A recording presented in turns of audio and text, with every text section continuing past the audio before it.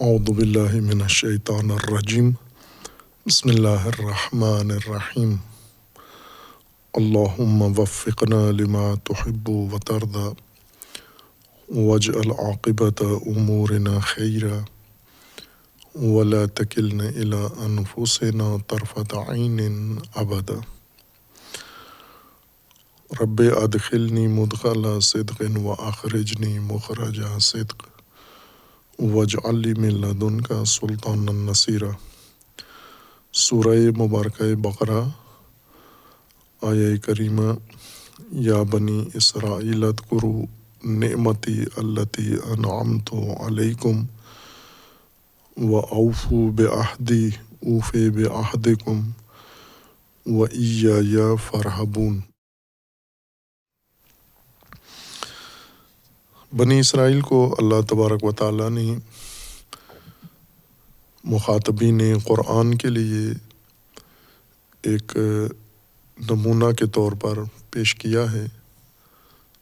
ایک سماجی نمونہ، معاشرتی نمونہ، جنہیں اللہ تبارک و تعالیٰ نے فراوان نعمتوں سے نوازا ہے اور انہیں ان نعمتوں کی بدولت عروج عطا فرمایا ہے، اور پھر انہی کی نافرمانی اور انہی کی سرتابی کی بنیاد پر انہیں زوال بھی نصیب ہوا ہے۔ اور اس جمعیت کو اور اس معاشرہ کو قرآن نے سب سے زیادہ ذکر فرمایا ہے، اس لیے کہ باقی تمام اقوام ان کے علاوہ جو گزری ہیں ان کے اندر بھی اس قسم کے مشابہ مسائل و معاملات رہے ہیں، لیکن ان کے ذکر سے ان سب کی ایک طرح سے نشاندہی ہو جاتی ہے کہ باقی معاشرے بھی کس قسم کے امور کا شکار تھے۔ اور اصل مقصود یہ ہے کہ جو معاشرہ اب موجود ہے بالفعل حال حاضر میں، اسے کیسے ہونا چاہیے۔ بنی اسرائیل کے تذکرہ میں اللہ تبارک و تعالیٰ نے ہدایت کے اصول، ضوابط و سنن کو ذکر فرمایا ہے، اور یہ بیان فرمایا ہے کہ جو ہدایت کے لیے ہم نے انسان کے لیے متقابل و متبادل و متضاد راستے مقرر کیے ہیں انسان کی خصوصیت کی وجہ سے، چونکہ صاحب ارادہ ہے و صاحب اختیار ہے۔ اس بنیاد پر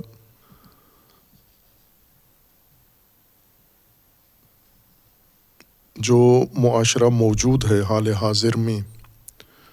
نزول قرآن میں جو معاشرہ اس زمانے میں موجود تھا، جو تشکیل پا رہا تھا،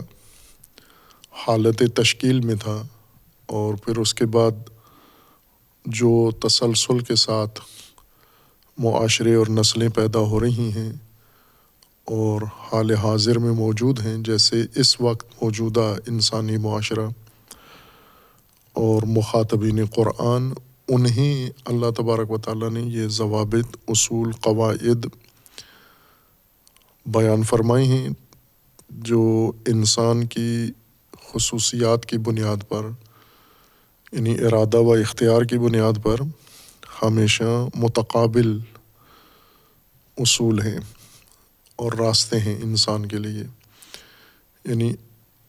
یوں نہیں ہے کہ ایک مختص راستہ انسان کے لیے بنا دیا گیا ہے اور اس پر انسان کو چلنے کا حکم دیا ہے، اور اس راستے کو ترک کرنے کا اختیار انسان کو نہیں دیا، متبادل کسی راہ پر جانے کا اختیار اسے سلب کر لیا ہے، اور پھر انسان کے لیے جو مقصود معین ہوا ہے اس تک پہنچنے کی بھی انسان سے توقع ہو۔ یہ نہیں ہوگا، بلکہ جس طرح اللہ تبارک و تعالیٰ نے انسان کو بنایا ہے تخلیق میں، خلقت میں ارادہ و اختیار دے کر، اب ہدایت بھی اسی کے ساتھ مناسب طریقے سے اسے پیش کرنی ہوگی کہ کہیں بھی یہ مجبور نہ ہو، کہیں بھی یہ پابند نہ ہو جائے تکوینی طور پر، کہ اپنا ارادہ و اپنی مرضی و اپنا اختیار استعمال نہ کر سکے، ایسی صورت انسان کو کسی مرحلے میں بھی پیش نہ آئے۔ اس بنا پر وہ تمام طرق و قواعد و قوانین، اصول و سنن جو اللہ تبارک و تعالیٰ نے ہدایت کے عنوان سے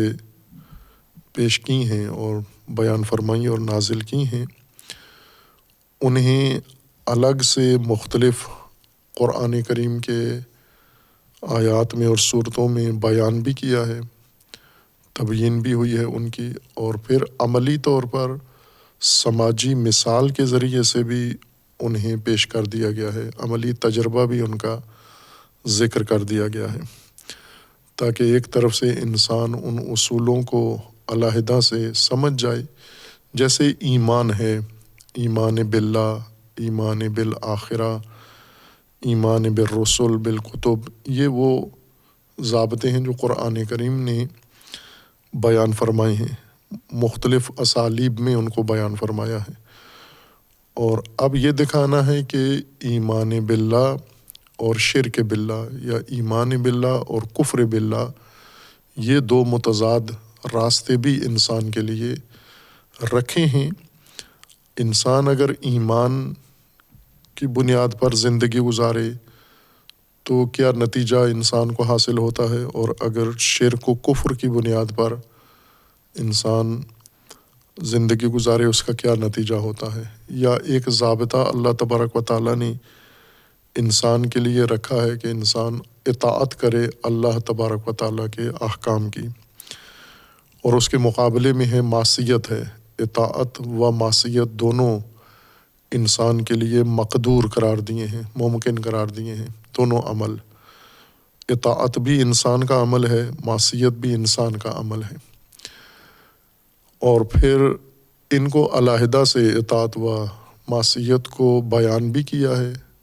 تشریح بھی کی ہے، تبیین بھی کیا ہے، اور اس کی مثال بھی پیش کر دی ہے، یعنی اطاعت کی حالت میں معاشرہ اور معصیت کی حالت میں معاشرہ، دونوں کو انسان کے سامنے پیش بھی کر دیا ہے، اور یہ اسی قاعدے کی بنیاد پر ہے کہ اصول ہدایت و سنن اللہ تبارک و تعالیٰ کے وہ تمام انسانیت کے لیے یکساں ہیں، ان میں تبدیلی و تبدل نہیں ہے۔ لہٰذا بنی اسرائیل کا تذکرہ دراصل ہدایت ہی ہے اہل ایمان کو اور مخاطبین قرآن کو، کہ جو کچھ ان کے لیے تھا اور جو کچھ ان کے ساتھ ہوا ہے وہی تکرار ہو سکتا ہے ہو بہو مومنین کے لیے اور مخاطبین قرآن کے لیے۔ یعنی اگر بنی اسرائیل نے جس طرح جس دور میں اطاعت کی ہے اور اللہ کے فرامین بجا لائے ہیں تو عروج دیکھا ہے، اور پھر جب معصیت کی ہے، نافرمانی کی ہے تو نافرمانی کے نتیجہ بھی دیکھا ہے، مومنین کے ساتھ و مخاطبین قرآن کے ساتھ بھی یہی ہوگا۔ کوئی بھی نسل ہو، خواہ وہ عصر رسول اللہ صلی اللہ علیہ وآلہ وسلم کی نسل مسلمین ہو، یا آج کی ہو یا بعد میں آنے والے زمانے میں، فرق نہیں پڑتا۔ یہ اصول سنن اللہ تبارک و تعالیٰ نے اسی لیے تبیین کیے ہیں اور ان کے نمونے بھی پیش کیے ہیں کہ ان میں کوئی تبدل نہیں ہے۔ خوب، اس میں بنی اسرائیل ہی کو خطاب قرار دیا ہے، مورد خطاب قرار دیا ہے اور مخاطب بنایا ہے۔ یا بنی اسرائیل اذکروا نعمتی التی انعمت علیکم واوفوا بعہدی اوف بعہدکم وایای فارہبون۔ بنی اسرائیل کا ایک گروہ مجموعہ اس وقت مدینہ میں آباد تھا، رہتے تھے، اور ان سے رسول اللہ صلی اللہ علیہ وآلہ وسلم اور آپ کے ساتھیوں کا روزانہ واسطہ تھا، پالا پڑتا تھا۔ انہیں دعوت دی گئی، وہی دعوت جو مشرکین کو دی گئی وہی بنی اسرائیل کو بھی دی گئی، اور اس دعوت کا حصہ ہیں بنی اسرائیل۔ لیکن فرق ہے مشرکین میں اور بنی اسرائیل میں۔ یہاں پر انہیں بنی اسرائیل کہا گیا ہے، باقی آیات میں انہیں اہل الکتاب کہا گیا ہے یا اہل الکتاب، اور یہی بنیادی فرق ہے بنی اسرائیل اہل کتاب اور باقی مشرکین میں یا دیگر طبقات میں کہ یہ سب اہل کتاب تھے۔ اہل کتاب یعنی اللہ کی طرف سے نازل دین ان کے پاس تھا، اور یہ مشرکین کی طرح سے لا علم لوگ نہیں تھے، امی نہیں تھے، بے بہرا آسمانی ہدایت سے، انبیاء کی تعلیم سے اور آسمانی کتابوں سے یہ بے خبر نہیں تھے یہ لوگ، بلکہ تواتر کے ساتھ اللہ تبارک و تعالیٰ نے ان کے اندر انبیاء مبعوث فرمائے اور ان انبیاء کو کتب دیں، انہوں نے آ کر ان کے اندر کثرت سے تبلیغ کی، اسی کو یاد دلایا جا رہا ہے ان کو، برخلاف مشرکین کے کہ ان کی طرف اتنا اتمام حجت نہیں ہوا تھا۔ بنی اسرائیل جیسے اشارہ کیا تھا کہ اسرائیل لقب تھا حضرت یعقوب علیہ السلام کا، اور ان کی اولاد بنی اسرائیل کہلائی ہیں، اور ان کو یہاں پر خطاب بھی بنی اسرائیل ہی سے کیا گیا ہے، یعنی یہ باوجود اس کے کہ ایک دینی طبقہ تھا، مذہبی طبقہ تھا، لیکن عنوان جس سے قرآن نے انہیں یاد کیا ہے وہ ان کی حقیقی عملی شکل تھی، جو سماجی روپ انہوں نے دہرا ہوا تھا اور اپنایا ہوا تھا، اسی سے قرآن نے انہیں یاد کیا ہے کہ یہ بنی اسرائیل ہیں۔ جس طرح مسلمانوں کے اندر بھی پھر یہ تکرار ہوا، رسول اللہ صلی اللہ علیہ وآلہ وسلم نے جس معاشرے میں تشریف لائے اور تبلیغ کی، وہ پہلے بنو تھے، مختلف بنو قریش اور بنو ہاشم اور بنو امیہ اور بنو تمیم و بنو قبائلی نظام تھا۔ اس قبائلی نظام کے اندر یہ قبائلی پہچان و قبائلی شناخت رکھتے تھے۔ بنو سے مراد یعنی کس قبیلے کے افراد ہیں، یہ ایک برادری کے طور پر زندگی گزار رہے تھے، اور بنو مذہبی پہچان نہیں ہے، ایک تہذیبی پہچان ہے، لیکن قبائلی تہذیبی پہچان ہے، کسی کے لیے بھی استعمال ہو۔ جیسے اگر ہم بنو امیہ کہتے ہیں یا بنو عباس، تو یہ بھی ایک قبائلی پہچان ہے، نسبی پہچان ہے ان کی، دینی پہچان نہیں ہے، چونکہ دین کسی کو یہ پہچان نہیں دیتا بنو کی، یعنی دینی امور اپنائیں، ایمان کا راستہ اختیار کریں، اور آخر میں جو ان کا وجود میں آئے، آخری جو شکل سامنے آئے وہ بنو والی ہو، برادری اور قبیلے کی شکل ان کی بن جائے، یہ نہیں، قرآن نے نہیں پیش کیا، یہ ان کا اپنا دہرا ہوا روپ تھا یہ، اور یہ ہمیشہ تاریخ میں اسی طرح رہے ہیں، آپس میں بھی ایک دوسرے کے مقابل میں یہ بنو ہی رہے ہیں، اور قرآن نے اس کا ذکر کیا ہے جب حضرت موسیٰ علیہ الصلاۃ والسلام نے انہیں نجات دی تھی مصر سے، فرعون کے ظلم و ستم سے، تو اس وقت یہ اسی برادری میں تقسیم شدہ تھے، بنو بن چکے تھے، 12 قبیلے ان کے وجود میں آ چکے تھے، اور حتیٰ حضرت موسیٰ کی پیروی میں بھی ایک ساتھ نہیں تھے، یہ اپنا علیحدہ قبائلی تشخص انہوں نے محفوظ رکھا ہوا تھا، اس طرح سے متحد ہو کر ایک امت نہیں بنے تھے، حضرت موسیٰ کے لیے بھی اپنے قبائلی تشخص کے ساتھ رہے، اور یہ ان کا تشخص باقی تھا رسول اللہ صلی اللہ علیہ وآلہ وسلم کی بعثت تک اور آپ کی دعوت تک، یہی ان کی پہچان تھی، اس لیے قرآن کریم نے بھی ان کو بنی اسرائیل کا، یا بنی اسرائیل، اسرائیل کی اولاد، ابناء، فرزندان، اذکروا نعمتی التی انعمت علیکم،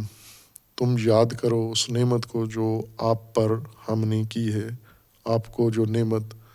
عطا کی ہے، جو انعام آپ پر کیا ہے، اسے یاد کرو۔ یہ لفظ اذکروا قرآن میں کثرت سے استعمال ہوا ہے اور بہت ہی اہم ہے، لیکن ترجموں میں، تفاسیر میں اور تبیین میں یہ زیادہ واضح نہیں ہوتا، نمایاں نہیں ہوتا، اور اسے سطحی معنی کے ساتھ ذکر کیا جاتا ہے، یا یوں کہیں کہ ہم اس کا جو تحریف شدہ معنی ہے وہ عموماً مراد لیا جاتا ہے. جیسے اردو میں ذکر اس معنی میں نہیں مراد لیا جاتا جو قرآن کے مد نظر ہے، یا جو لغت عرب میں ہے حتیٰ وہ معنی لغوی بھی مراد نہیں لیا جاتا، بلکہ اردو میں اس کا علیحدہ ایک معنی و پہچان بن چکی ہے اس کی. اردو میں ذکر زبانی کسی کا نام لینا اور خصوصاً اللہ تبارک و تعالیٰ کے نام لینے کو ذکر کہتے ہیں، یا بات چیت کو ذکر کہتے ہیں کہ فلاں مجلس میں آپ کا ذکر ہو رہا تھا، وہاں یہ ذکر چھڑ گیا، آپ کا بھی ذکر ہوا، فلاں چیز کا بھی ذکر ہوا، کچھ ذکر آپ فلاں کا کر دیں، کچھ ہم سنا آپ سے، اس گفتگو کو ذکر کہتے ہیں. وہ ذکر جو اللہ تبارک و تعالیٰ کے اسماء کو یاد کرنے میں ہے، اسے بھی زبانی طور پر تلفظ کے ساتھ اللہ کا نام لینا ذکر کہلاتا ہے. اور ویسے گفتگو کو تکلم کے معنی میں بھی ذکر کو استعمال کرتے ہیں، جبکہ لغت میں بھی اور قرآن میں یہ گفتگو کے معنی میں نہیں ہے. ذکر اپنے تمام مشتقات سمیت ذکر قلبی عمل ہے، انسان انجام دیتا ہے، یعنی فعل ہے، ذہن کا فعل ہے. چونکہ یہ اصطلاحات بھی الجھی ہوئی ہیں، زیادہ واضح نہیں ہیں، اور ذہن و قلب کو بھی علیحدہ سمجھا جاتا ہے، اور قلبی امور کی بھی صحیح طور پر تشریح نہیں ہوئی کم از کم اردو زبانوں کے لیے. باقی بھی ایسے ہی ہیں، فارسی اور عربی زبان بھی ان معارف کو یا ان اصطلاحات کی صحیح تطبیقی تفسیر کم ہے ان کے سامنے. مثلا جب لفظ قلب استعمال ہوتا ہے تو اس کے نتیجے میں جیسے فؤاد کا لفظ قرآن کریم نے استعمال کیا ہے، صدور ہے اور قلوب ہے، عقول ہے، یہ وہ ادراکی انسان کی صلاحیتوں کے لیے یہ الفاظ استعمال ہوئے ہیں، اور انہیں علیحدہ علیحدہ متقابل معنوں میں سمجھا جاتا ہے کہ عقل کوئی اور چیز ہے، صدر الگ چیز ہے، قلب الگ چیز ہے، اور اسی طرح کے باقی جو فواد ایک الگ چیز ہے، یا نفس ان سب سے ہٹ کر ہے، نفس ہے، عقل ہے، ذہن ہے، یہ چیزیں. ہم اسے مراد ابھی ذہن ہی لیں، اور ذہن کے زمرے میں یہ ساری چیزیں آ جاتی ہیں. ذہن ایک جامع عنوان ہے انسان کی ادراکی صلاحیت اور ادراکی قابلیت کے لیے، یعنی جس کا کام سمجھنا ہے، فہم. اگر وہ قلب ہے تو بھی وہ ذہن کے زمرے میں آ جاتا ہے، اور عقل ہے تو بھی ذہن کے زمرے میں آ جاتا ہے، اور اسی طرح دیگر جو اصطلاحات ہیں وہ بھی ذہن کے اس میں دلالت میں شامل ہو جاتے ہیں. مراد یہی ہے کہ یہ ذہنی عمل ہے. قلبی عمل سے مراد یعنی لفظی یا لسانی عمل کو ذکر نہیں کہتے، حقیقتاً یہ ذہنی عمل ہے، ذہن کا کام ہے ذکر. اور ذکر کے مقابل جو حالت قرآن کریم نے ذکر کی ہے وہ نسیان ہے. نسی یا نسیان، جس کو ہم بھول کہتے ہیں، بھولنا. خوب بھولنا تو کوئی زبان سے تو نہیں بھولتا. مثلاً ہم کہتے ہیں فلاں آدمی ذکر میں مشغول ہے، خوب ذکر تو لفظی طور پر زبانی طور پر ہو رہا ہے. دوسرے آدمی نسیان کی حالت میں ہے، ذکر نہیں کر رہے. جو ذکر نہیں کر رہا وہ ناسی ہے، نسیان کی حالت میں ہے. تو نسیان تو زبان سے نہیں ہوتا کہ ایک آدمی ذکر کر رہا ہے زبان سے اور دوسرا زبان سے نسیان کر رہا ہے. نسیان و ذکر دونوں ذہنی کیفیات ہیں، وہ ذہنی عمل ہے اور ذہنی حالات ہیں دونوں، ذکر و نسیان. انسان بھول جاتا ہے جو چیز ذہن سے نکل جاتی ہے، یہ نسیان ہے. اور ذہن میں حاضر رہے ایک چیز، اس کو ذکر کہتے ہیں. لیکن خود یہ بھی وضاحت طلب ہے یہ مطلب کہ ذہن میں ہونا بھی مختلف طریقوں سے ہے۔ ذہن میں ہوتی ہے بات، کبھی حافظے میں ہے انسان کے، ذہن کا یہ ایک حصہ حافظہ کہلاتا ہے، جہاں پر انسانی مدرکات، انسانی تصورات، مفاہیم، معانی، جو کچھ انسان سوچتا ہے، جو انسان سنتا ہے، جو انسان دیکھتا ہے، جو کچھ انسان پڑھتا ہے، یہ سب کچھ حافظے میں ذخیرہ ہوتا جاتا ہے، ایک نظام کے تحت ہوتا ہے۔ ساری چیزیں جو انسان دیکھتا ہے حافظے میں نہیں جاتی، ساری چیزیں جو انسان سنتا ہے حافظے میں نہیں جاتی، ان میں سے کچھ مواد ہمارے حافظے میں چلا جاتا ہے، اور کچھ مواد یہ پہلے مرحلے پر جو ہی ذہن میں آنکھوں کی دیکھی ہوئی کوئی چیز جب ذہن میں جاتی ہے تو وہیں پہ ختم ہو جاتی ہے، ذہن اس کو محو کر دیتا ہے، پہلے مرحلے پر ہی، حافظے میں بھی نہیں جاتی۔ لیکن کچھ چیزیں انسان کی حافظے میں چلی جاتی ہیں، اور جو حافظے میں چیزیں بیٹھ جاتی ہیں ضروری نہیں کہ یہ یاد بھی ہوں انسان کو، کبھی کبھی یاد آ جاتی ہیں یہ چیزیں۔ ذکر یاد کو کہتے ہیں، حافظے میں موجود ہے چیز، انسان کا حافظہ رکھتا ہے اور آدمی جانتا بھی ہے کہ میرے حافظے میں ہے یہ چیز، لیکن فی الحال یاد میں نہیں آ رہی، چونکہ ذہن کا ایک اور حصہ جس کو یاد کہتے ہیں، اردو میں یادداشت جس کو کہتے ہیں،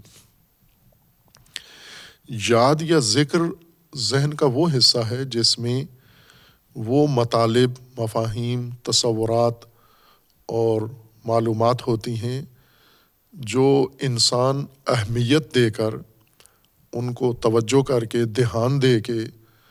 ان کو محفوظ کرتا ہے، اپنے ذہن کے اندر رکھتا ہے، اور ان کی بنیاد پر انسان ارادے کرتا ہے، فیصلے کرتا ہے اور اقدام کرتا ہے۔ یہ امور،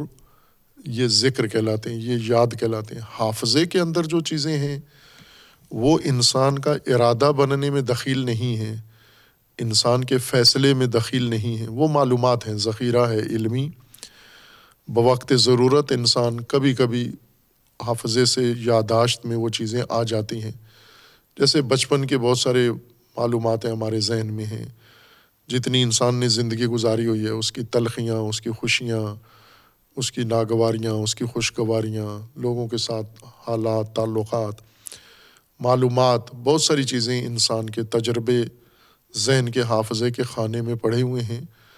اور ان کی ہمیں اکثر ضرورت نہیں ہوتی۔ کبھی کبھار کوئی ذکر چھیڑتا ہے، جب بات چھڑتی ہے کسی محفل میں، تو ہمیں وہ بسری ہوئی باتیں جو حافظے میں پڑی ہوئی ہیں وہ یاد آ جاتی ہیں۔ یاد اسی لیے آتی ہیں کہ ان کا تذکرہ ہو جاتا ہے، گفتگو کر لینے کے بعد وہ دوبارہ حافظے میں پلٹ جاتی ہیں وہ باتیں۔ لیکن جو یادداشت میں چیزیں ہوتی ہیں یہ حافظے کے علاوہ ہیں، انسانی ذہن کا ایک صفحہ حافظہ کہلاتا ہے اور ایک صفحہ ذاکرہ کہلاتا ہے۔ جس طرح حافظہ عربی اصطلاح ہے جس میں چیزیں محفوظ ہیں، ذاکرہ بھی ایک علیحدہ صفحہ ہے حافظہ کے علاوہ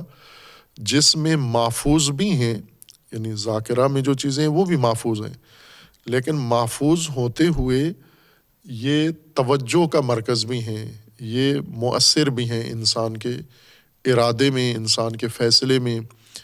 انسان کی تصمیم میں، یہ چیزیں مؤثر ہیں، یعنی محرک کا کردار ادا کرتی ہیں۔ وہ چیزیں جن کو انسان مد نظر رکھ کر آگے اقدام کرتا ہے، یہ چیزیں ذاکرہ اس حصے کو کہتے ہیں، اور اس میں جو چیز موجود ہو وہ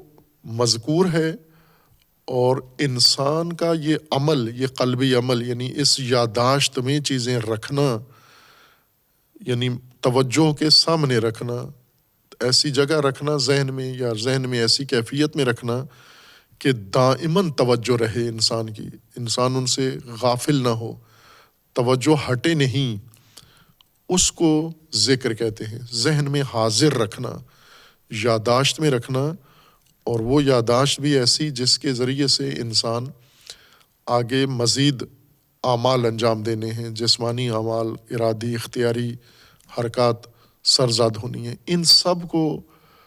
ذکر کہتے ہیں ہم۔ اور یہ قرآن نے کثرت سے ذکر کیا، یعنی ہدایت کی ایک بنیاد ذکر کو قرار دیا ہے۔ قرآن کریم کا ایک نام ذکر ہے، رسول اللہ صلی اللہ علیہ وآلہ وسلم کے فرائض میں سے اور دیگر انبیاء کرام کے فرائض رسالت و نبوت میں سے ایک تذکر ہے و تذکیر ہے۔ اور اسی طرح قرآن کریم میں جو مومنین کو کہا گیا ہے کہ مومنین کے لیے ضروری چیز ہے، مفید ہے، وہ ذکر ہے و تذکر ہے، اور خود اللہ کے نام کو یا اللہ کا ذکر کثرت سے ذکر ہوا ہے کہ اللہ کو ذکر کرو، اللہ کو یاد رکھو۔ ہم اس کا ترجمہ کرتے ہیں اللہ کا ذکر کرو۔ اللہ کا ذکر یعنی اردو میں اللہ کا نام زبان سے لیتے رہو، اس کو ہم اردو میں لے جاتے ہیں، جبکہ مقصود یہ ہے کہ آپ کے ذہن میں، آپ کے ذاکرہ میں، آپ کے ذہن کے اس حصے میں جہاں سے آپ کے نیتیں بنتی ہیں، جہاں آپ کے ارادے بنتے ہیں، جہاں آپ کے فیصلے ہوتے ہیں، وہ حصہ جہاں کی معلومات یا جہاں کا ذخیرہ آپ کے زندگی کا محرک بنتا ہے اعمال کا، وہاں پر رکھو، اس کو مد نظر رکھو، دھیان میں رکھو، توجہ میں رکھو۔ اور جیسا پہلے بارہا مثالیں دی ہیں کہ آج ٹیکنالوجی نے جو کچھ بنایا ہے انسان کے لیے، آلات بنائے ہیں، وہ اسی انسانی ذہنی کیفیات کو مد نظر رکھ کر بنائے ہیں۔ جیسے مصنوعی طور پر حافظہ بنایا ہے، حافظہ یعنی جس میں آپ کمپیوٹر میں، موبائل میں معلومات اپنی محفوظ کر دیتے ہیں، اور یہ محفوظ پڑی ہوئی ہیں، آپ سال پورا بھی نہ دیکھیں اپنے موبائل میں، کمپیوٹر میں، حافظے میں پڑی ہوئی چیزیں تو خود کمپیوٹر بھی نہیں دکھاتا آپ کو، پڑی ہوئی ہیں وہاں، چونکہ نظام سسٹم بنا ہوا ہی ایسا ہے کہ یہاں ذخیرہ کرنا ہے معلومات کو۔ اسی ڈیوائس میں، اسی کمپیوٹر موبائل کے اندر ایک اور شعبہ ہے جو ہی آپ اس کو آن کرتے ہیں، چالو کرتے ہیں اپنی مشین کو، الیکٹرانک مشین کو، وہ فوراً کچھ چیزیں آپ کو دکھا دیتا ہے۔ یہ چیزیں جو فوراً آپ کے سامنے لے آتا ہے، یہ اس کے حافظے میں نہیں ہیں، یہ اس کے ذاکرہ میں ہیں۔ یعنی کمپیوٹر ڈیوائس کے اندر بھی دو حصے انہوں نے بنائے ہوئے ہیں، ایک ذاکرہ ہے اور ایک حافظہ ہے۔ حافظے والی آپ کو ڈھونڈ کے وہاں فولڈرز بنے ہوئے ہیں اور لفافے وہاں آپ نے بنا کے الیکٹرانک رکھے ہوئے ہیں، ان کے اندر بہت ساری ذخیرہ کی ہوئی ہیں، اور پھر آپ جاتے ہیں وہ حافظے والا حصہ کھولتے ہیں، اس کے اندر موجود فولڈر کھولتے ہیں، اس کے اندر موجود پڑی ہوئی فائلیں کھولتے ہیں اور اپنی مطلوبہ معلومات وہاں دیکھ لیتے ہیں یا اسے ذاکرہ میں منتقل کر دیتے ہیں۔ جو ہی آپ اس میں جا کے کھولتے ہیں تو کمپیوٹر کے حافظے کی چیز کمپیوٹر کے ذاکرہ میں آ جاتی ہے، یعنی اس کے یادداشت والے حصے میں آ جاتی ہے، اور وہ آپ کو دکھانا شروع کر دیتا ہے۔ حافظے سے آپ کچھ بھی نہیں دیکھ سکتے، حافظے کی چیز منتقل کرنا پڑتی ہے کمپیوٹر کے اس حصے میں جہاں آپ کو دکھاتا ہے۔ اب وہ بھی ایک سسٹم ہے، مختلف چیزوں سے مل کر وہ یادداشت بنتی ہے۔ اس یادداشت میں بہت ساری چیزیں جب منتقل ہوتی ہیں تو وہ آپ کمپیوٹر کے ذریعے انجام دے سکتے ہیں۔ مثلا جب آپ کمپیوٹر کو کوئی کمانڈ دیتے ہیں کسی چیز کی بھی، انٹرنیٹ پر یا آن لائن یا آف لائن، تو دراصل آپ اس کے یادداشت کو، اس کی یادداشت میں یہ چیز ڈال رہے ہیں، یہ فرمان، یہ کمانڈ، اور اس کی یادداشت میں وہ پھر جا کر منتقل کرتا ہے اپنی یادداشت کے اندر، اور اس کی یادداشت کا سسٹم فعال ہو کر آپ کا مطلوبہ عمل انجام دیتا ہے۔ کسی جگہ آپ نے رابطہ کرنا ہے، کسی چیز کو آپ نے کھولنا ہے، کسی چیز کو آپ نے دیکھنا ہے، کسی چیز کو آپ نے تدوین کرنا ہے، تو وہ سب کمپیوٹر اپنے یادداشت سے انجام دے رہا ہوتا ہے، حافظے کی مدد سے نہیں کر رہا ہوتا۔ حافظہ صرف ذخیرہ ہے۔ یہ جو مشینوں کے اندر عمل ہوتا ہے، یہ معنی ذکر کو سمجھنے کے لیے بہت مفید چیز ہے، چونکہ انسان آنکھوں سے دیکھ رہا ہے اور تجربی کام ہے جس کو انجام بھی دے رہا ہے اور اس کے سامنے انجام پا بھی رہا ہے۔ عموماً جو اکثر لوگ جو کمپیوٹر صرف استعمال کرتے ہیں، یوزرز ہیں، انہیں نہیں پتہ ہوتا یہ فرق. ان کی نظروں میں ساری چیزیں کمپیوٹر کے اندر ہیں. کمپیوٹر سے مراد یعنی یہ باکس جو ڈبہ ہے، اس کے اندر ساری چیزیں پڑی ہوئی ہیں. انہیں یہ فرق بھی نہیں پتہ ہوتا کہ کمپیوٹر کا ایک حصہ یہ ڈبہ ہے اور اس کے اندر لگی ہوئی مشینیں یا آلات یا کارڈ ہیں، اور دوسرا حصہ اس کے اندر جس کو سافٹ ویئر کہتے ہیں، اس کے اندر ایک الیکٹرانک الگ سے دنیا ہے. اور یہ سب کچھ ڈبے میں نہیں انجام پا رہا، بلکہ ڈبے کے اندر موجود سافٹ ویئر میں یہ سب کچھ انجام پا رہا ہوتا ہے. عام افراد شاید اس مثال سے بھی ذاکرہ اور حافظہ کا فرق نہ سمجھ سکیں، یا ذکر اور حفظ یا تکلم کو نہ سمجھ سکیں، لیکن جنہیں تھوڑی تعلیم ہے، جو استعمال کے ساتھ ساتھ ان کے فرق بھی سمجھتے ہیں، اتنی انہیں شعور ہے کہ اس موبائل کے اندر سافٹ ویئر ہے اور ایک اس موبائل کے اندر وہ کارڈ ہیں یا وہ فزیکلی چیزیں جو لگی ہوئی ہیں، آپس میں جڑی ہوئی ہیں، جن کے ذریعے سے یہ الیکٹرانک سسٹم اندر عمل کرتا ہے. تو یہ کمپیوٹر کا جو ذاکرہ ہے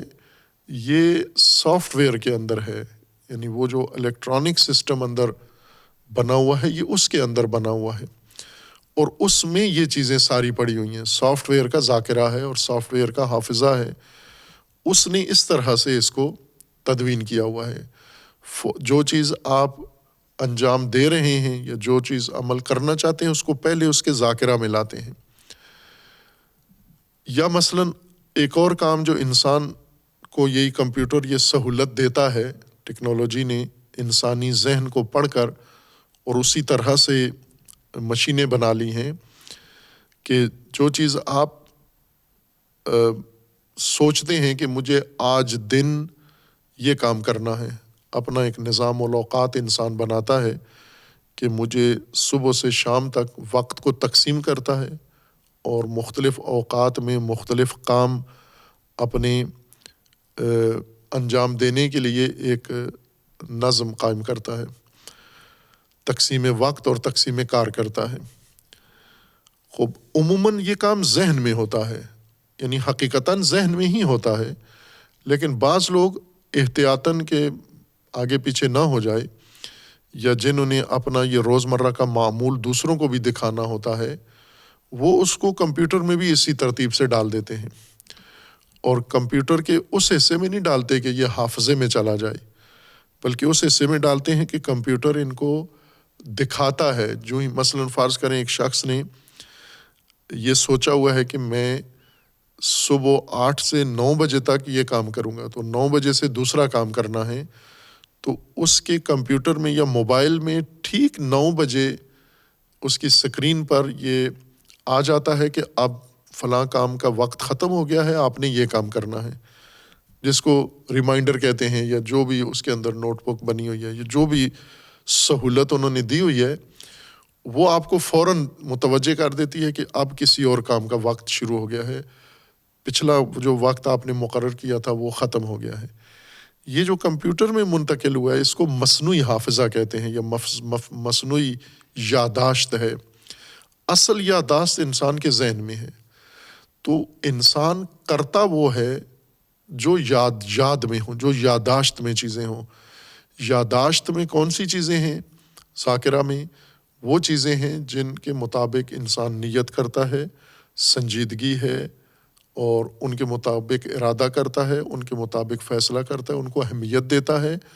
اور ان کے لیے اہتمام کرتا ہے. وہ چیزیں ذاکرہ کے اندر ہوتی ہیں، یادداشت کے اندر ہوتی ہیں. خوب ابھی بنی اسرائیل کو کہا جا رہا ہے کہ اذکروا نعمتی، یاد کرو ہماری نعمتوں کو. اردو میں اس کا معنی کریں یعنی ابھی سے گننا شروع کر دو، تسبیح لے کے جس طرح یاد کرتے ہیں یا کوئی چیزیں زبان سے، نہ زبانی نہیں کہا جا رہا کہ زبان پہ ان چیزوں کو لاؤ، بلکہ ان کو اپنے ذہن میں، اپنے ذاکرہ میں حاضر کرو. ہم تمہارے حافظے میں تو ہیں، تمہاری معلومات میں ہیں، اب اس کو یادداشت میں لے آؤ. اس یادداشت میں لاؤ، دیکھو کہ آپ کو اللہ تبارک و تعالیٰ نے کیا کچھ عطا کیا ہے۔ اذکروا نعمتی، میری نعمت کو یاد کرو۔ یہاں پر صیغہ مفرد کے ساتھ ہے، کوئی حرج نہیں ہے، یوں نہیں کہ اللہ نے ایک نعمت، اس نعمت کا مطلب یہ نہیں کہ ایک نعمت، یہ نعمت اس مفرد کی صورت میں دلالت اسی عام معنی پر کرتی ہے، بصورت اسم جم یا اسم جنس کی صورت میں نعمت یعنی تمام نعمات جو ہم نے آپ کو عطا کی ہیں، ان نعمتوں کو آپ یاد کرو، ان نعم کو یاد کرو۔ آپ چونکہ نسیان کا شکار ہو گئے ہو، آپ کے ذاکرہ سے وہ چیزیں نکل گئی ہیں، اور علامت یہ ہے کہ جو موجودہ زندگی ہے آپ کی گزر رہی ہے بنی اسرائیل کی، یہ دلیل ہے، گواہ ہے کہ آپ کے یادداشت میں وہ چیزیں نہیں ہیں، وہ نعمتیں نہیں ہیں، چونکہ آپ نسیان و غفلت کی زندگی گزار رہے ہو، لاپرواہ زندگی گزار رہے ہو، معصیت و سرکشی کی زندگی گزار رہے ہو، اللہ تبارک و تعالیٰ کے فرمان کو ٹھکرا کر انکار کر کے زندگی گزار رہے ہو۔ اگر آپ کی توجہ ہوتی ان نعمتوں کی طرف تو ہرگز یہ رویہ نہ ہوتا آپ کا۔ بس آپ یاد کرو، ان کو یادداشت میں لاؤ، اپنے ذاکرہ میں لاؤ کہ وہ نعمتیں کیا تھیں جو اللہ تبارک و تعالیٰ نے دی ہیں۔ التی انعمت علیکم، وہ نعمتیں جو ہم نے آپ کو دی ہیں، عطا کی ہیں۔ اور علیکم، اب ظاہر ہے کہ وہ نسل حاضر جو بنی اسرائیل موجود ہیں مدینہ کے اندر، یہ خطاب تو ان کو ہے، سامنے وہ ہیں، لیکن مقصود وہ تمام بنی اسرائیل، چونکہ ایک سلسلہ ہے، یہی جو آج موجود ہے نسل، یہ حصہ ہیں اس پہلی نسل کا جو گزر چکے ہیں، اور یہ ان کے وارث ہیں، یہ ان کے طریق پر ہیں، یہ ان کی راہ پر ہیں، جو کچھ انہوں نے کیا ہے اور چھوڑا ہے یہ اسی کے پابند ہیں۔ بس جو کچھ انہیں ملا ہے وہ ان کو بھی ملا ہے، وہ سب کچھ انہیں بھی عطا ہوا ہے۔ ہر چند وہ جب نعمتیں اللہ نے دی تھیں تو وہ زمانہ گزر چکا ہے، وہ نعمتیں آج نہیں ہیں، نہ وہ انبیاء ہیں آج موجود، نہ وہ زمانہ ہے آج، نہ وہ معنوی امور ان کے پاس محفوظ ہیں، نہ وہ مادی امور ان کے پاس ہیں۔ لیکن جیسے آج کا مسلمان ہے، آج کی نسل ہے، اسے یہ کہا جا سکتا ہے کہ آپ کو اللہ نے یہ نعمت قرآن عطا کی ہے، تو یہ نہیں کہہ سکتے کہ ہمیں تو نہیں دی، 1400 سال پہلے والوں کو دی تھی۔ تو جو ان کو دی ہے وہ جاری ہے، وہ منقطع نہیں ہے، وہ آپ تک پہنچی ہے، اور آپ جب ان سے تعلق رکھتے ہو، جب ان کے وارث ہو، جب ان کے منہج پر ہو، جب ان کی راہ پر ہو، تو وہ جو کچھ ان کا تھا وہ سارا آپ کا بھی موجود ہے، آپ کے لیے بھی ہے۔ یہ نعمت کی پہلے تفسیر قرأ ہیں سورہ مبارکہ فاتحہ میں تفصیل کے ساتھ بتایا ہے کہ نعمت یہ بھی ذکر کی طرح قرآن کریم کے ان بنیادی اصطلاحات میں سے ہے جن کو نظام ہدایت میں ایک بہت اہم مقام حاصل ہے، عنوان نعمت کو، جیسے عنوان رحمت ہے، عنوان نعمت ہے، اس طرح کے دیگر عناوین قرآن نے ہدایت کے نظام کے اندر بیان فرمائے ہیں، جو ابھی تذکرہ تو بہت زیادہ ہوتا ہے مثلا نعمت کا یا رحمت کا، لیکن ان الفاظ کے استعمال کے نتیجے میں کوئی معنی کسی کے ذہن میں نہیں آتا، یعنی خالی الفاظ ہیں، جو الفاظ اپنا معنی کھو بیٹھے، یا اذہان ان الفاظ کو معانی کے بغیر درک کر رہے اور سنتے ہیں اور استعمال بھی کرتے ہیں۔ نعمتیں بہت، ہم کہتے ہیں نعمتیں ہیں، نعمت ہے، لیکن کوئی خاص معنی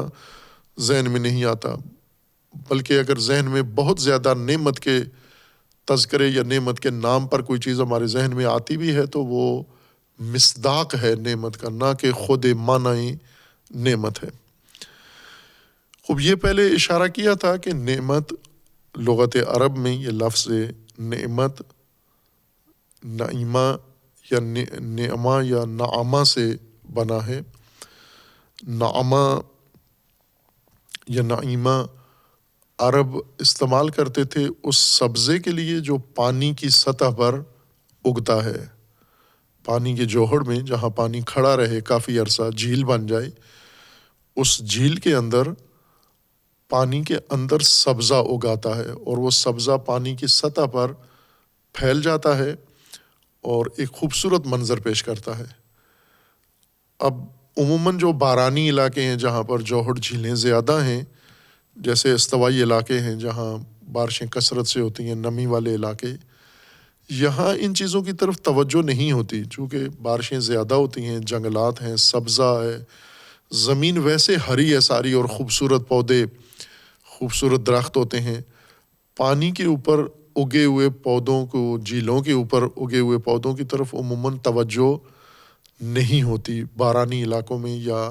جہاں نمی کا علاقہ ہو۔ یہ نعمت، یہ قدر ان لوگوں کو ہے جہاں بارشیں نہیں ہوتی، صحرا ہے، اور صحرا میں نہ نمی ہوتی ہے، صحرا کے اندر نہ بارش ہوتی ہے، صحرا میں نہ سبزہ ہے، نہ پہاڑوں میں ہے، نہ زمین پہ ہے، صرف ریت ہے اور ریگستان ہے۔ کبھی کبھار بارش ہوتی ہے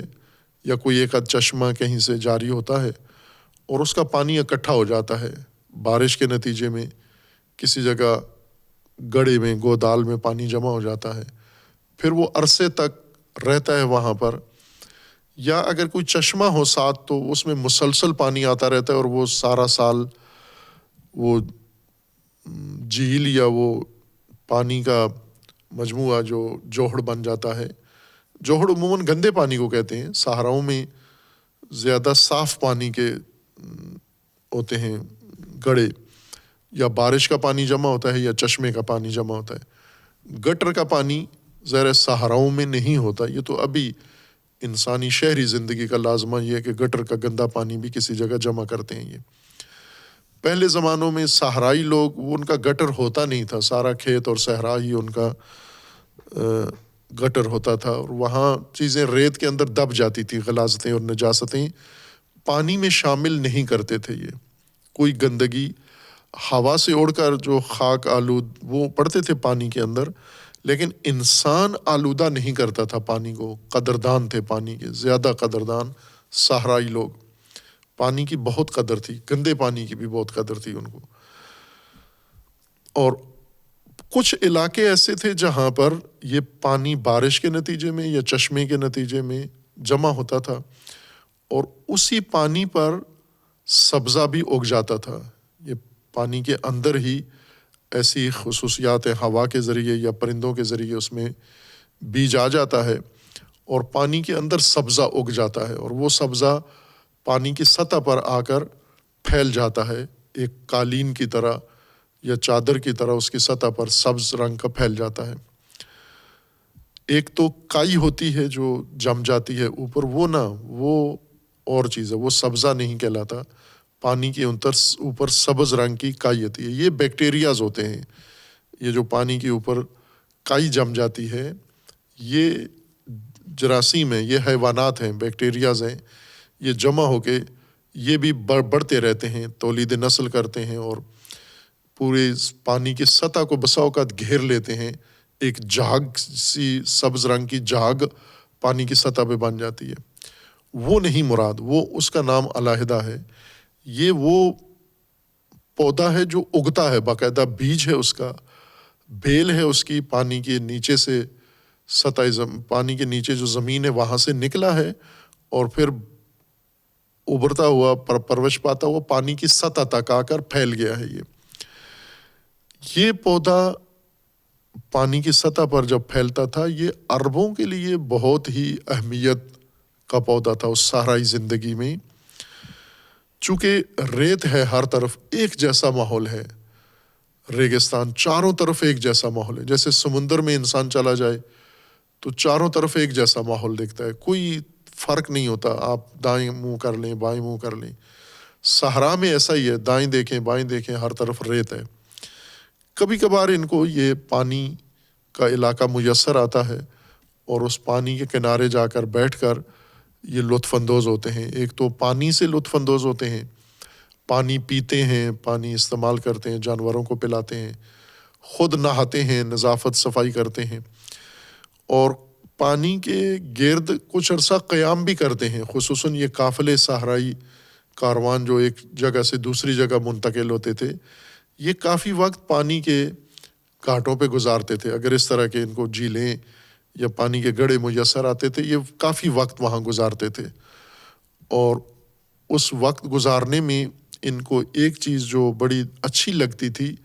پانی کے اوپر سطح پر پھیلا ہوا سبزہ تھا اس کو نعمہ یا نعیمہ کہتے تھے اور اس سے خوب سکون محسوس کرتے تھے، آنکھوں کی ٹھنڈک محسوس کرتے تھے، نگاہ کی تازگی اور تراوت دماغ کی ان کو حاصل ہوتی تھی۔ ریت کو دیکھ دیکھ کر انسان ذہنی طور پر، اعصابی طور پر ایک ملول انسان جب منظر بدلتا ہے، ناگہان پانی اور سبزہ ذہن میں آتا ہے تو اس کے ذہن کو سکون ملتا ہے، آسائش ملتی ہے، بہت گوارا منظر اس کو محسوس ہوتا تھا اور اس پودے کا نام تھا اصل میں نعمہ یا نعیمہ۔ چونکہ اس پودے کو دیکھنے سے انہیں سکون ملتا تھا، ایک گوارا احساس ان کے اندر پیدا ہوتا تھا اور ان کو اعصابی سکون محسوس ہوتا تھا، اس سے یہ لفظ انہوں نے استعمال کیا ہر سکون دینے والی چیز کے بارے میں، جس سے بھی ان کو سکون، خوشی محسوس ہو، خوشگوار احساس انہیں محسوس ہو اور ان کے اندر ایک سکون، تراوت، تازگی آ جائے، جس میں آسائش ان کو محسوس ہو جس کام کے اندر، اس کے لیے بھی یہ لفظ استعمال کرتے تھے۔ اصل یہ سبزہ تھا پانی کا، لیکن بعد میں وہ چیزیں جو اسی سبزہ والا احساس ان میں پیدا کرتی تھیں، لیکن بے شک پانی کے اوپر اگا ہوا سبزہ نہیں ہے بلکہ کوئی اور چیز ہے، جیسے جانور ہیں ان کے، جیسے ان کے حیوانات ہیں، ان حیوانوں کو دیکھ کر بھی انہیں خوشی ہوتی تھی، چونکہ سارا اثاثہ ان کا یہی تھے، اور جب جانور بچے دیتے تھے تو اور زیادہ خوش ہوتے تھے۔ مثلا جب اونٹنی ناکا کا بچہ پیدا ہوتا ہے تو جس کی ساری متاع ہی یہ مویشی ہیں،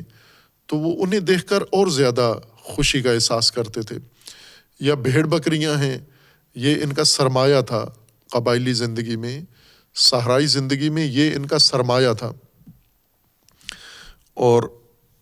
یہ موضوع اپنی جگہ اور بھی پہلو رکھتا ہے، ہم اس کو فقط لغت نعمت کو سمجھنے کے لیے مد نظر رکھے ہوئے ہیں، ورنہ اس کے آثار فقہی لحاظ سے بھی ہیں کہ عربوں کا، صحرائیوں کا سرمایہ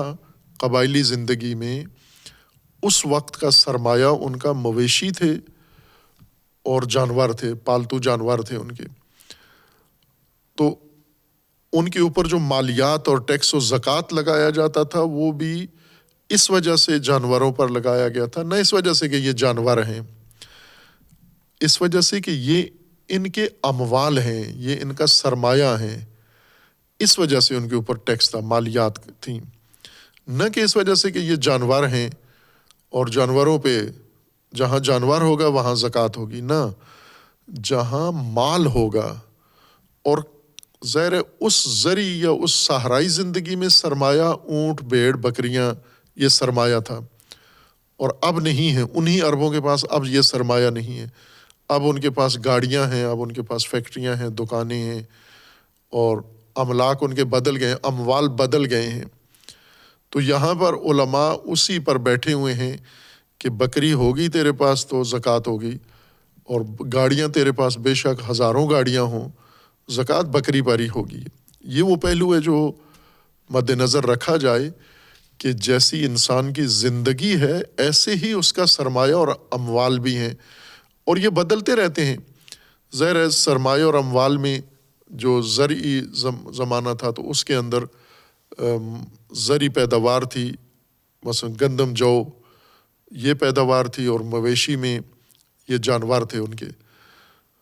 اور اسی طرح ان کے پاس باقی چیزیں تھیں جو اموال شمار ہوتے تھے۔ آج یکسر وہ اموال، وہ موضوع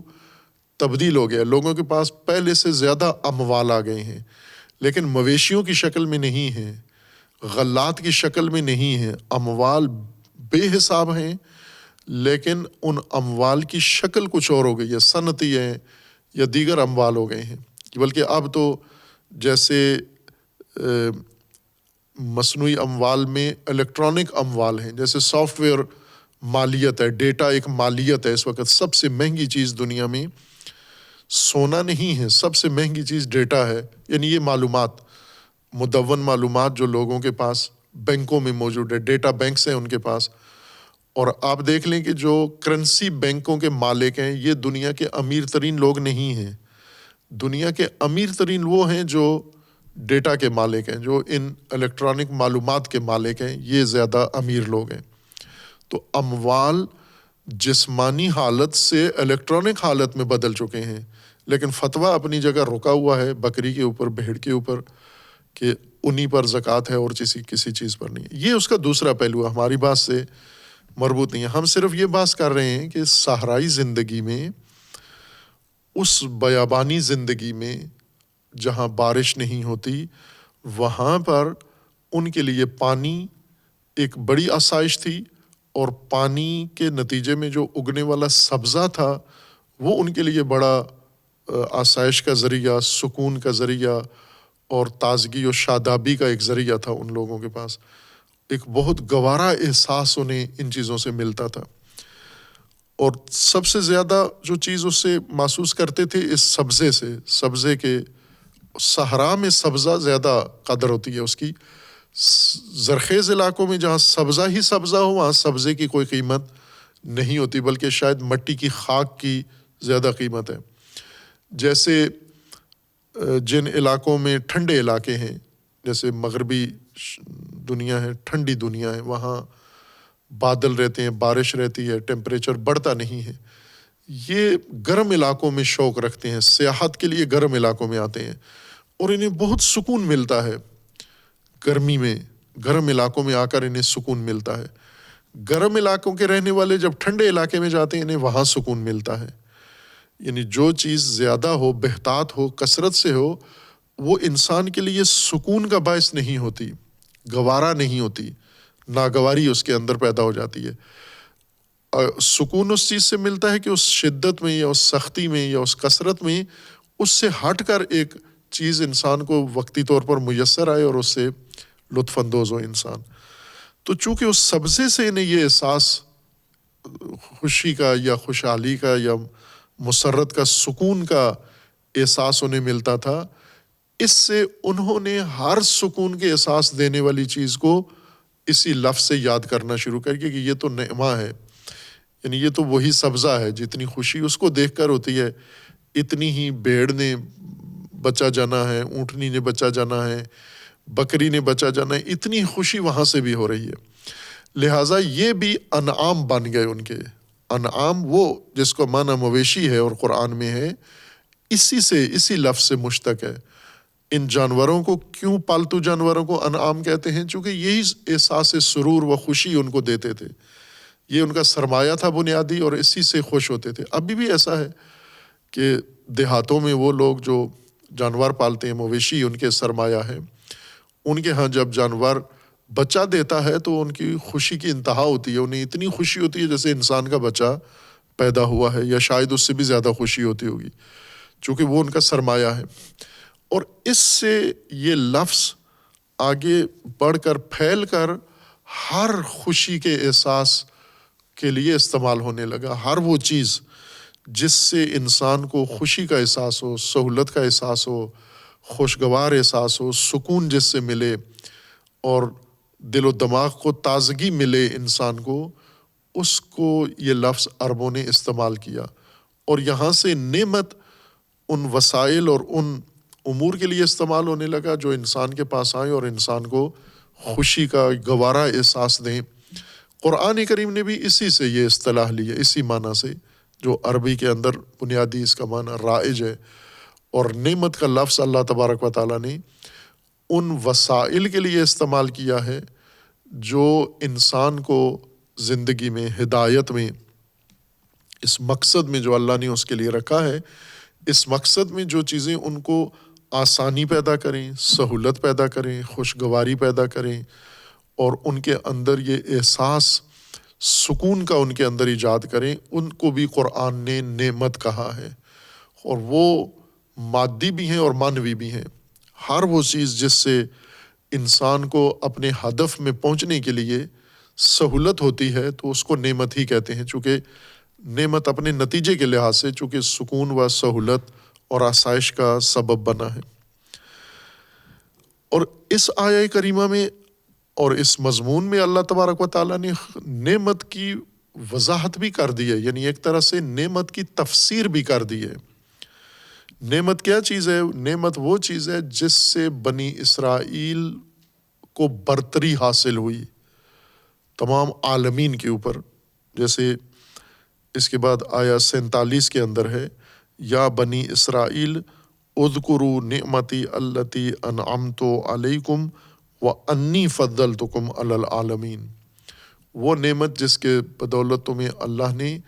تمام عالمین پر برتری عطا کی ہے۔ پس اللہ کی دی ہوئی نعمتیں جو بنی اسرائیل کو ملیں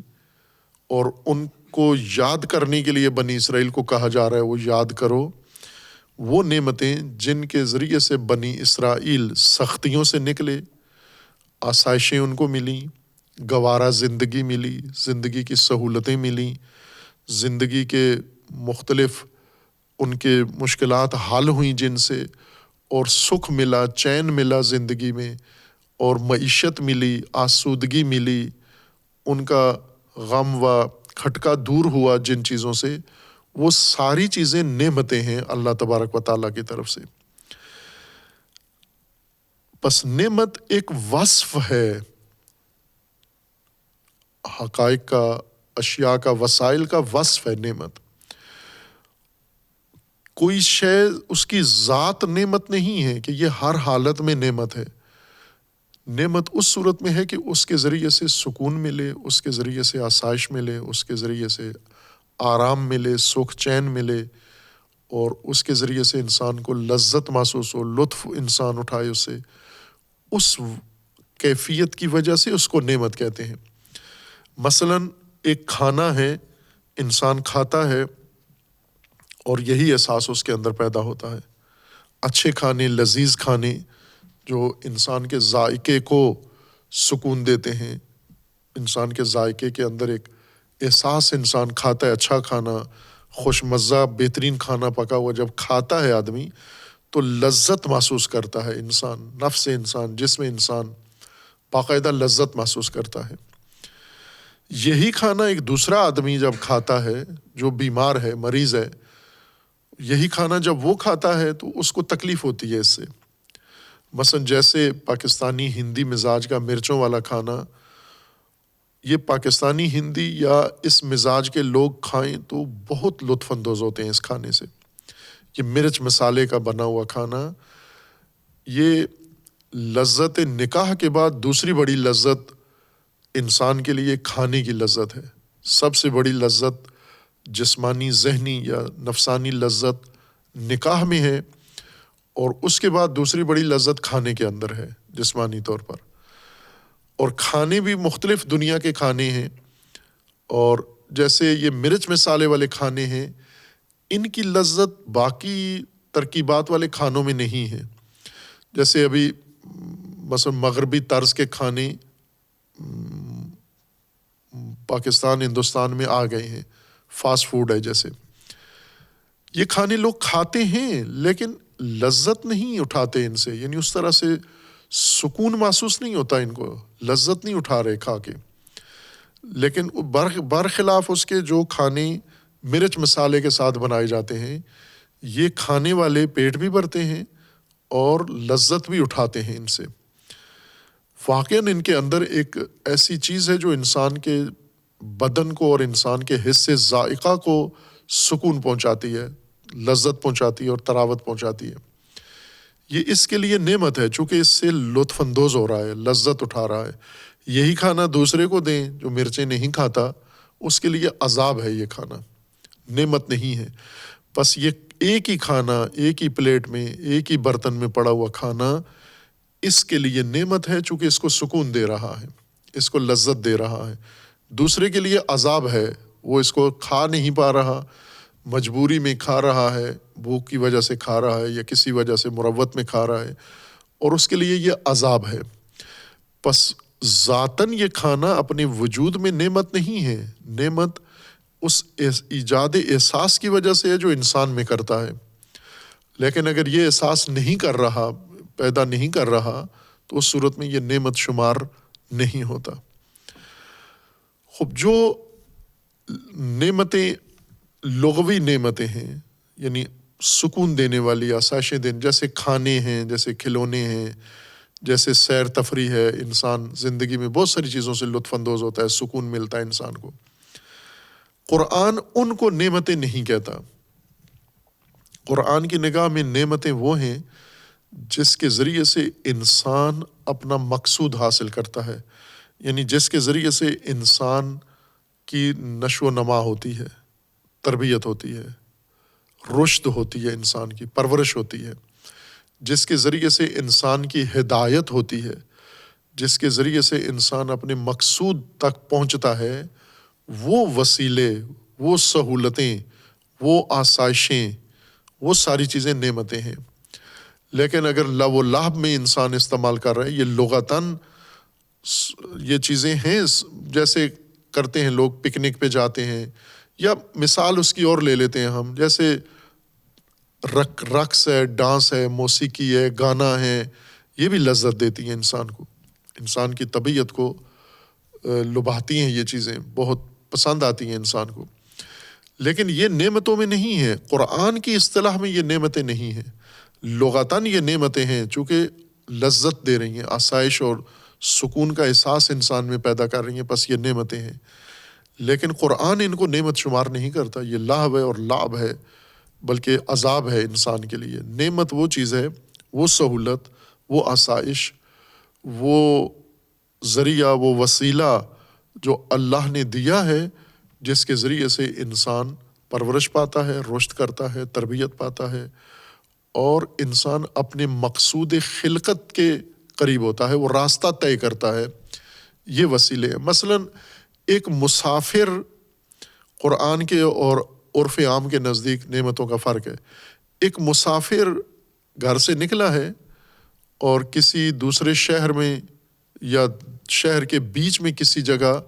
کھڑا ہوا ہے، اس کے پاس وسیلہ سفر نہیں ہے، لیکن کھانا بہت اچھا میسر آ گیا اس کو، وہیں پر کسی دوست نے، کسی شخص نے، یا خود اس نے پیسوں سے لے کے کھایا، اور بہت لذیذ کھانا، اس نے زندگی میں ایسا کھانا نہیں کھایا تھا جو اس کو سفر میں میسر آیا ہے، پیٹ بھر کے کھایا، مفت میں کھایا، بہت اچھا کھانا کھایا، لیکن گاڑی نہیں ہے، اپنے مقصد تک پہنچنے کے لیے وسیلہ سفر نہیں ہے اس کے پاس، کھانا بہت عمدہ ہے۔ تو مسافر کے طور پر یہ کھانا اس کے لیے نعمت نہیں ہے قرآن کی اصطلاح میں۔ قرآن کے نزدیک نعمت وہ گاڑی ہوگی، یہ بے شک کھانا نہ ملتا، بھوکا رہ جاتا، لیکن یہ وسیلہ، اس کو سواری مل جاتی، کوئی شخص اس کو اٹھا لیتا اپنی گاڑی پر، موٹر سائیکل پر لفٹ دیتا اس کو، اور اٹھا کے اس کو مقصد کے قریب کر دیتا یا پہنچا دیتا، یہ نعمت ہونی تھی۔ بس قرآن کے نزدیک ہر وہ چیز جو نفسانی طور پر انسان کو لذت دے، وہ لغتاً نعمت ہے، لیکن قرآن کی خاص اصطلاح، مثلا بنی اسرائیل کو جو نعمتیں اللہ نے خصوصی طور پر دیں اور جن کا یاد دہانی کا کہا جا رہا ہے کہ یاد کرو وہ نعمتیں، یعنی جن کے ذریعے سے تم غلامی سے نکلے، پستی سے نکلے، اس مشکل سے نکلے، محکومی سے نکلے، اور آزاد ہوئے، آزاد ہو کر پھر تم نے حکومتیں بنائیں، اور وہ حکومتیں بڑی مقتدر حکومتیں تھیں۔ وہ کون سے اسباب تھے؟ وہ ساری نعمتیں اللہ نے تمہیں عطا کی ہیں۔ ان نعمتوں کی پوری فہرست قرآن نے ذکر کی ہے، اور یہ جاننا بہت اہم ہے کہ کن نعمتوں کے ذریعے یہ فضل علی العالمین، عالمین پر برتری بنی اسرائیل کو اللہ نے دی، اور ان نعمتوں کی انہوں نے قدر نہیں جانی، اور پھر دوبارہ زوال ہوا اور ذلت و مسکنت ان کے نصیب ہوئی اور شامل حال ہوئی۔ وہ فہرست در حقیقت اس آیت کی تفصیل ہے اور تفسیر ہے۔ جیسے ان کو اللہ تبارک و تعالیٰ نے نبوت دی، حضرت موسیٰ، پھر حضرت موسیٰ کو حکم دیا کہ اب بنی اسرائیل کے لیے بیوت قائم کرو، ان بیوت کے اندر اقامت الصلاۃ کرو، اور ان بیوت کے اندر اس امت کو واحد کرو، اور پھر تورات عطا کی، پھر اس کے بعد ایک ایک کر کے وہ ساری چیزیں جن سے ان کو اس محکومی سے نجات ملی وہ نعمت مراد ہیں. محکومی سے نکل کے فضیلت تک، برتری تک جن چیزوں نے پہنچایا وہ نعمتیں ہیں تمہارے لیے، جنہیں تم بھول گئے ہو، اور اب تم صرف بنی اسرائیل ہو، ایک قبیلہ ہو، ایک برادری کی حیثیت سے تم زندگی گزار رہے ہو، اور اللہ نے جو کچھ دیا تھا تمہیں وہ سارا بھول چکے ہو. باقی بات میں صلی اللہ علی محمد وآلہ الطیبین.